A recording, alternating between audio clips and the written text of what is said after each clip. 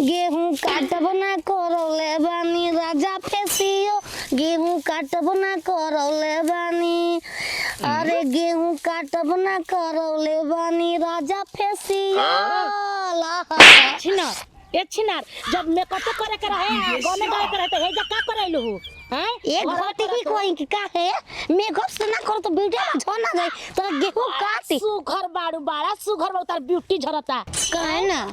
अरे घाम लगी चाम पत हो जाए सब कहां जवानी अपन कर अब निछावर करे के लुरिए बा काम कर मांग ना लागी जनलू ओसन नतिया हमर बेटा बउए ओहे न के तारा के इति करत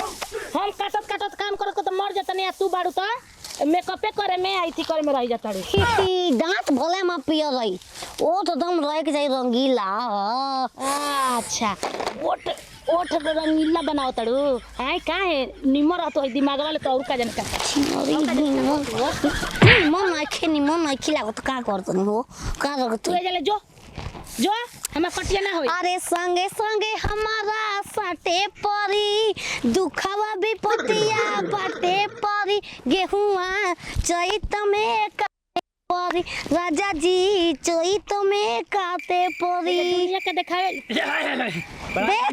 देखला ब्यूटीशियन खोले बानी ब्यूटीशियन मेकअप करम मेकअप तो हनी के गांव के बना दियो तो मेकअप करे आइल बन हे जा होय करे तो रखले बे का गोवा में ए मलिकान कैसे बोलतन जी हम नाउ न है जीरो सबके काम का करी आइल बनी अपन हिस्सा ले अब हम गोद बाबा हिस्सा लेबे तू एगो लगे गुलो हां गहूं कटा तो कनी कि चली मलिकान के दुआर अथी पे ले खेता पूरा कटा जाई दवा जाई ओकरा बाद आई होले ना देखी मलिकान दे दी हमनी के देखी यही पर जी खाएगा मलिकान हमर गोड़वा हम दबा दी ए इका करता हो गोड़ा दबा दी अब देखी नाउ आगिल बट नाउ का भगावल ना ए तो जा अभी ना साल समत यही से बनेला अरे दोगला उतर में क्या हम दोगल दबा राउर दबा दी सर गोड़ कही टाइम नहीं हां दबा दिए रे मारा हमनी के चल हम नहीं के जाना अरे जाई के बोहरिया ले आए दो भैया लेयो के का राजा ओ दबा बे महाराज रउआ से बढ़िया ने अरे लइके में धई के सुतल लइके में धई के सुतल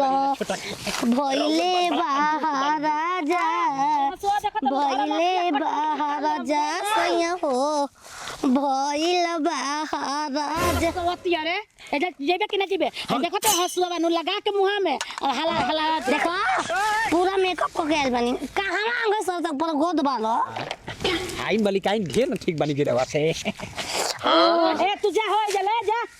एनवा कैसन लागत है ए ठीक एकदम बन अबे हमारे राजा जी रतन ले जाके पलंग गच्चर अरे दिन में हच्चर रात में गच्चर दिन में करवाइबू हचर गचर बोलवा दी बोलवा धोक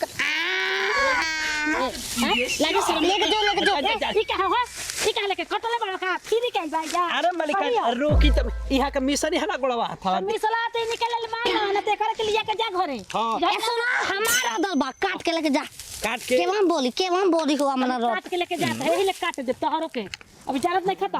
दे काट ले तो एक और बड़ी छोटकी तू मलिकान काटा है जे बात तो हम मालकिन हन तो ई के हटे हर के अरे ई तो लेटसरी भाई भी ऐसा न लेटसरा लगा दे जहां रही वहां काम न करी न करे दिखे ए मलिकान क्या करत लगी में को पधुआ मुरिया हो जाई हम गोर बानी राजा कुरिया हो जाई उठा नवा उठा तो आई रोटी अरे हाथ के हाथ काट के लेके जो तोर ससुर लगे रे खिलवाड़िया रखा भाई जले तम्मा कैसे मारो तो लेके जो जाई दी मलिकान काहे के लेके जा साल तार समत बाप खराब रोपले बा तार बाप हमार ना ले जो चाहे नत ले जो गोड़ मिसाल नहीं कहत नहीं कि मत ले जो हम गार मिसला हो गोल मिसला तो हम का करी मिसवाला वो मिसवाला ढेर शौक जाकर मिसवा के आवे दो बेटा के तार के नहीं ले जो रे हां चल कहां ले जो अरे भाई कहां तन जब के ना बाका पंजरिया खा दे हम हां तो ये वो स्त्री समाल में क्या वो तो अब जात नहीं हम मलिकारे से मांगब रहुआ जा मलिकार से मांगत रहे तारा का मिल जाता गे नाती कोई का अरे सोतिया जेवन आई बका हमर हीरावा करे जाए चिड़ी क्वालिटी वाइलन नाती उतार और लेके सारा लगा दिया ना तो ना कुछ कर और तो और ना कुछ करी हो गावत ले तनी त गावत ले तो हमरो मन लागत ला काटे बे चल सवतिया तोरे भी हम चलत तनी आवे ले तो हाँ ला एक्शन। तब राजा और सब हालचाल बताओ यार। सब बढ़िया बा भाई क्या करबो हमू बाहरा गई रही अच्छा आतना ना गैस के किल्लत हो गई ना कि टिकट करा के ना जनरल में आवे के पड़ गई हमारा। कनी चलो गहूँ बात तनी कटा जाए का तो जब तब आधा घंटा हिजा बैठल तो आधा घंटा हो जाते 1 घंटा हो जा का है जनते वाला हम कंपनी के अपना कंपनी के मुनीब हई अच्छा तो 5 गो लइकन घर में से हर एक महीना हर एक हफ्ता में सैलरी बांटे के रहेला फोन उना जाला तो हम कहे नहीं माई के बार बार कहे नहीं कि अरे माई तू का गहूँ काटे जाता रही लगा दे बनी पर कटा जाई सब कोई 12 गो बता तो तू 10 रुपये को बनी दे दी है। एगो बात पूछी तो रहले पूछा हनी बाहर रहले तो जा कुल खामा कितना देत रहल ये हरिया ना बंद बा वो हरिया तो दिन भर आदमी काम करके थाकल खेदाई रहेला आ सर मेरा नो भी फोन लगा मुंह करत रहेले आ खीस में होके मारा में गडोल के हम पंजाब रहनी ना लुधियाना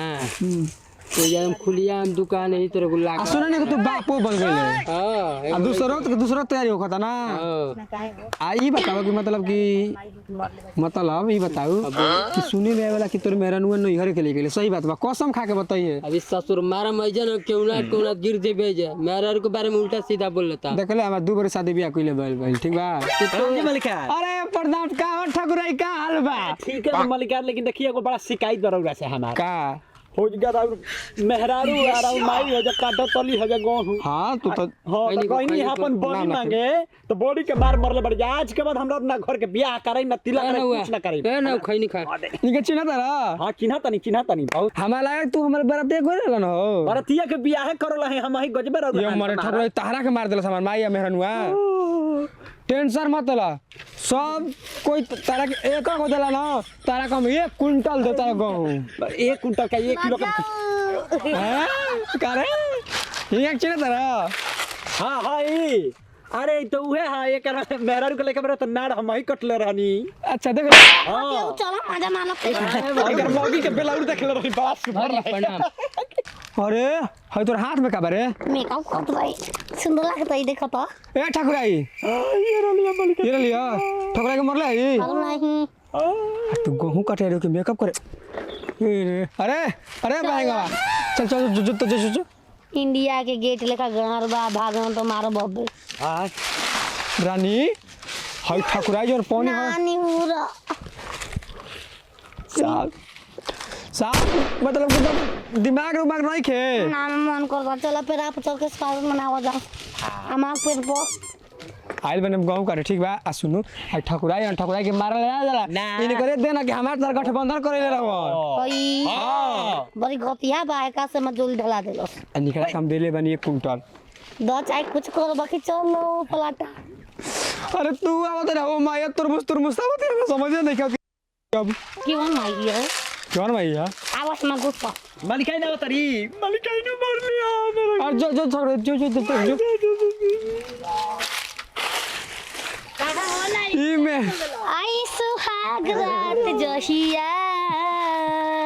चोर चोर कोरी चपरैया जीव मुचकाई करिया नती धकता झोटा कबारिए त ले हम नती एगो ये ना कल हम मौकी के त काटे के माई आइल त काटे चलू आ के ना हमारा लागल भाई तू सब पेरा बनल रहती अगले जन्म में काहे से कि जब नागिन जोड़ खा तब मारे लागल आगे अच्छा नागिन के हेगी जोड़ खाए के बाद इहे कुल करे का त घर नहीं खे हैं दुनिया के देखा के करब त निक लागे हम मेरा नु कहते कि हम बहुत कटले बानी हम ना कटलो हैं चल भाई हमर दो क्या चाट लो आई वो दादा तो लास्ट रंग निकला तो माइक के सामने कहता निकुल आई आई देखो त कैसन बा ढुकिया में ढुका के आ हिला दे हम बुझाइल ना हम तार काढ़ लेबू है काहे ले बुझे करे मैं तोरा चटल ए ना ती है कुल तारा बोई थी कइलो एक समझा के ना चाहिए तोरा नहीं के बुझात आई मेकअप के सब आई हो दादा 5-5 की कुल क्रीम लगाओ ते गहू के खेत में चलो ठीक है कहल गोठा में घी सुखावा अरे कर लेके जो घरे हमें आंखी के सामने हटाओ लेके जो ना त मार दे मने में चल हो सतो मत ले अब तो जोरे ये चट्टान चाटम न हैले हम जाता नहीं काटे कि 10 दिन 9 महीना खातिर भाभा जाई का